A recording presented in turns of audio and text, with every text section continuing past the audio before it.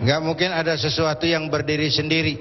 Nggak ada api, nggak ada asap kalau nggak ada api, kecuali knalpot motor. Cuma asap doang, nggak ada apinya tuh. Tiap ada asap mestilah ada api. Ini kan hal yang integral.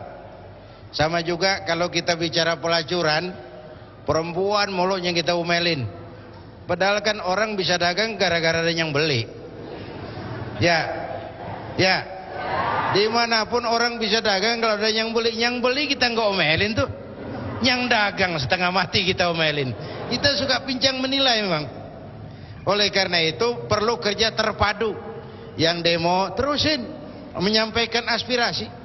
Yang Pemda lewat wewenangnya. Kerja perlu terpadu antar semua kita dalam membangun filter buat masyarakat, bangsa, dan negara yang kita cintai ini.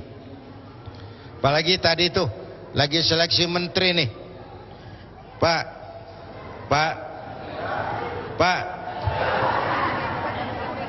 Ini bernegara nih. Kita nih rakyat. Supaya apa? Milih menteri supaya dia mengabdi, berbakti, bekerja buat kepentingan rakyat. Kenapa? Karena begitu dia pilih, hidupnya udah diongkosin rakyat tuh menteri tuh. Rumahnya rumah dinas. Siapa yang bangun? Rakyat, duit rakyat. Teleponnya negara yang bayar. Listriknya negara yang bayar. Pengawalnya negara yang bayar. Jadi pantas kalau berbuat untuk rakyat. Jangan sampai dulu sebelum tol Cawang Cikampek belum ada, kita kalau ke arah wetan kan lewat jalan lama tuh. Tuh pintu kereta paling-paling tuh. Kereta masih di Senen, pintu udah ditutup. Orang dia jauhin sama asongan. Antrian panjang. Sampai 4-5 kilo tuh. Sopir truk, sopir bus, kenek, kepanasan, keringetan, nungguin kereta lewat. Begitu lewat tuh kereta 16 gerbong panjang. Terus kenek yang keausan, kepanasan, ada rasa puas nungguin tuh. Pantes lama banget kita nungguin, keretanya panjang. Bener nggak? Coba bayangin, udah setengah jam nunggu di pintu kereta, aus, panas, keringetan. Begitu lewat lokomotif doang, pala kereta doang, gojlok. Sopir kenek nyumpah ini gila. Gua kira apaan yang mau lewat beginian doang. Nah rakyat sama pemerintahnya juga begitu. Rakyat mau nunggu, rakyat mau keringetan, rakyat mau berkorban untuk sesuatu yang besar, untuk sesuatu yang bermanfaat bagi rakyat. Jangan sampai bunting gajah keluar tikus. Bunting gajah keluar tikus. Gede-gedean geluduknya sama hujannya. Geluduknya jegar, jeger. Hujannya cuman gerimis. Ini namanya besar pasak dari tiang. Harapan rakyat jadi sia-sia. Oke Bu ya, saya setuju. Jangan kita mojokin perempuan. Kita nih kalau nggak ada perempuan kiamat Bang. Pak Kiai, Pak Kiai cocok jadi Menteri Agama Pak Kiai. Wah, enggak. Orang mengabdi itu berbakti kan enggak cuma harus jadi menteri, enggak harus jadi pejabat tinggi. Untuk berbakti itu setiap kita bisa. Wah, kalau enggak jadi menteri kiamat, cengeng. Kalau niat malah lebih ikhlas kok berbakti tanpa jabatan itu. Bu, yang kedua nih pertanyaan tentang walal akhiratu khairul laka minal ula. Akhirat lebih utama daripada dunia. Tapi kenapa dalam praktek para pemuka, para tokoh, bahkan kaum sebagian para pemuka agama lebih mendahulukan dunia? Nih, Bu, kita ambil contoh. Beberapa nabi kaya. Beberapa nabi, Nabi Sulaiman, nabi kaya. Salah enggak tuh? Salah enggak? Enggak dong. Nabi Ibrahim, nabi kaya. Kalau kiai ada yang kaya kan lumayan, bangun masjid nggak bau-bau proposal kemana-mana ngayap.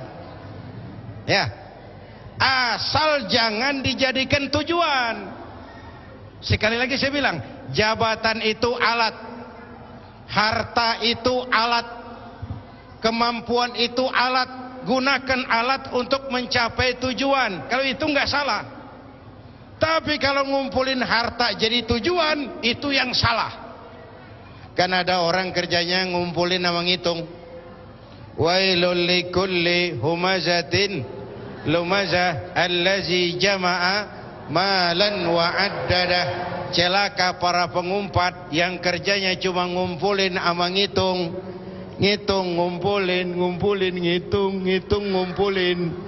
Sedekah nggak pernah, berbuat baik nggak pernah. Kerjanya cuma ngumpulin sama ngitung. Kolektor. Itu yang nggak benar. Jelas? Saya cuma sampaikan satu hadis Rasulullah memberikan peringatan keras. Begini, ini 3 penyakit, Pak. Iza azzamat ummatid dunya. Wa fi riwayatin, iza azzamat ummati dinaran wa dirhaman. Kalau umatku sudah mengagung-agungkan dunia, kalau umatku sudah membesar-besarkan uang dan dinar dan dirham, kalau umatku sudah jatuh jadi umat yang materialistis, semuanya diukur dari uang, nuzi'at minha haibatul Islam, dicabutlah dari mereka kehebatan Islam. Islam gak berwibawa, Islam bisa dibeli. Banyak sekarang orang-orang yang sebenarnya orang besar tapi memposisikan dirinya kayak anak yatim di pesta orang kaya. Partai Islam gak berwibawa, tokoh Islam gak berwibawa, nasibnya kayak anak yatim di pesta orang kaya. Anak yatim datang ke pesta orang kaya, nongkrong di depan pintu nungguin dipanggil, dapat apa gue nih? Menyedihkan, memalukan, memilukan. Kenapa? Kita jatuh jadi umat yang materialistis. Kalau umatku sudah mengagungkan dinar dan dirham, dicabut kehebatan Islam. 1. Yang kedua, wa iza tasabat ummati. Kalau umatku sudah jatuh menjadi umat yang saling mencaci, belekai turu-turu dia, sakatat min ainillah, jatuhlah mereka dalam pandangan Allah. Itu penyakit kedua. Yang ketiga, wa idza turikatil amru bil ma'rufi wan nahyu 'anil munkari hurimat alaihim barakatul wahyi. Kalau amar ma'ruf nahi munkar sudah ditinggalkan orang, hilanglah keberkahan wahyu. Kita cuma mengklaim tapi tidak lagi realistis dalam kehidupan kita. Oleh karena itu, Islam tidak melarang orang jadi kaya asal sebagai alat. Memang Rasulullah pernah doa, ya Allah, hidupkan saya dalam keadaan miskin, matikan saya dalam keadaan miskin, dan kumpulkan saya di akhirat bersama golongan orang-orang miskin. Ini biar cinta banget sama Nabi, tapi ngamalin doa kayak begini berat juga rasanya nih. Dan memang menurut saya ini etika kehidupan Rasul. Tidak pantas kalau Rasul minta kaya. Kalau Rasul minta kaya, umatnya jadi apa?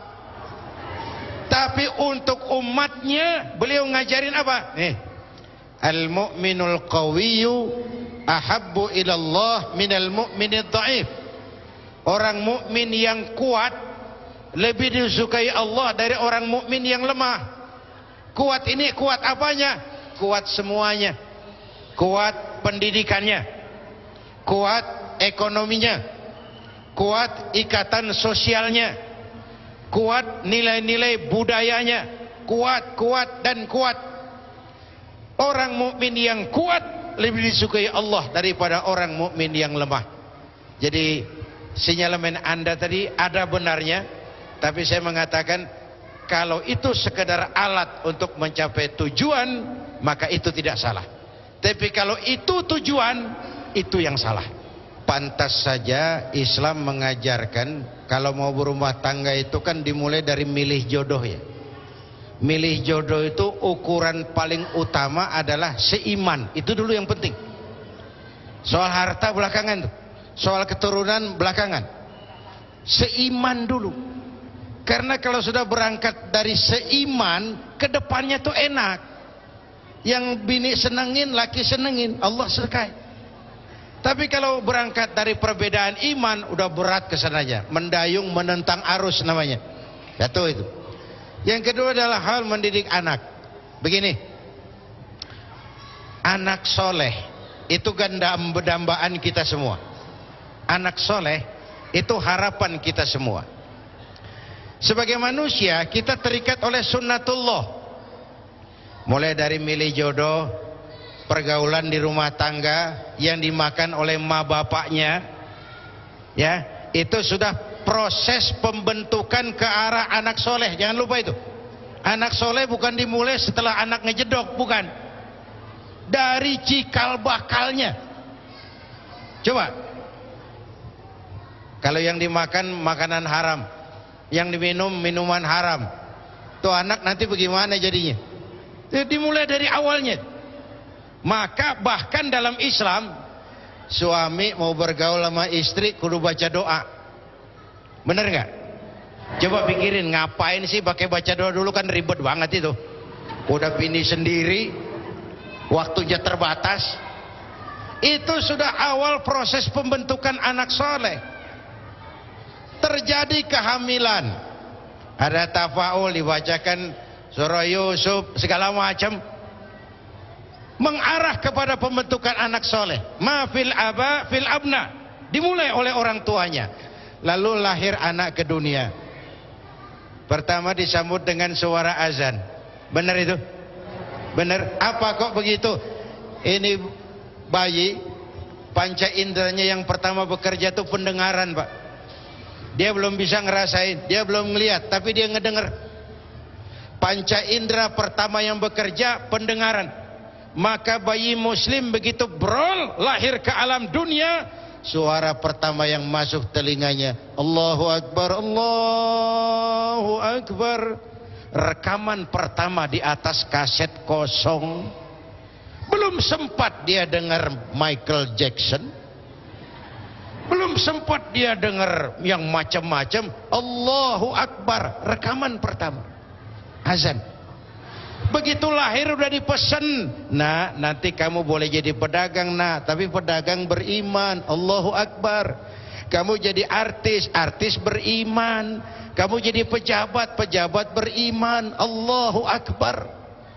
Setelah itu kasih nama yang bagus, kata Nabi.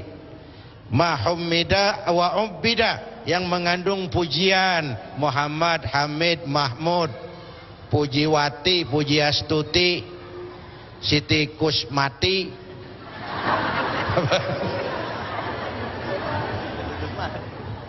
Al-Ubbida, yang mengandung kehambaan. Abdun ditambah salah satu Asmaul Husna, Abdul Hayy, Abdul Ghani, Abdul Rahim. Nama yang bagus. Tapi yang terpenting yang ketiga, wa ayyu attibahu, mendidik. Nama yang bagus nggak banyak menolong kalau pendidikannya nggak benar. Di mana pendidikan dimulai? Al-bait madrasatul ula. Sekolah adalah, rumah tangga adalah sekolah yang pertama. Gurunya mak bapaknya. Belum dia kenal TK, dia kenal rumah tangganya. Gurunya ibu bapaknya. Kalau kita orang tua bangun pagi jam 7, insya Allah anak kita jam 8. Jangan suruh dia sembahyang subuh.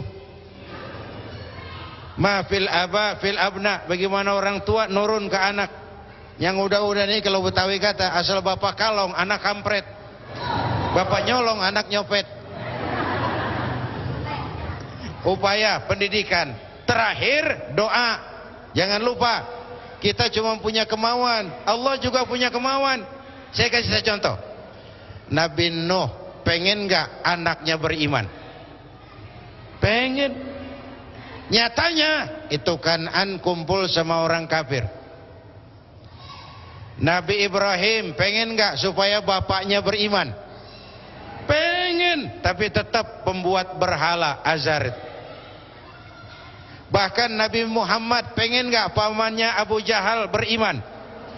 Pengen, tapi lagi-lagi hidayah hak prerogatif Allah. Asal usaha orang tua sudah maksimal, selebihnya doakan Rabbi habli minas salihin, berikan kami keturunan yang soleh dan soleha. Baik, kira itu ya. Sudah terjawab ya Ibu ya. Terima kasih banyak Pak Kiai.